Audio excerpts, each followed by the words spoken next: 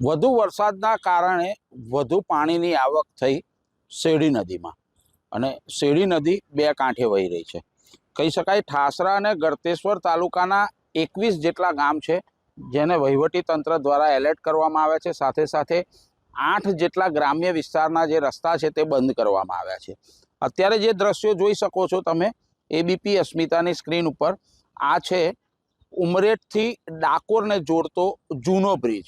જૂનો બ્રિજ એટલા માટે કે એક આની ઉપર નવો બ્રિજ પણ બનાવવામાં આવ્યો છે, કારણ કે વર્ષોથી આ સમસ્યા હતી કે આ પાણી આવવાના કારણે આ બ્રિજ પાણીમાં ગરકાવ થઈ જતો હતો, માટે જ તંત્ર દ્વારા એક નવો બ્રિજ પણ બનાવવામાં આવ્યો છે।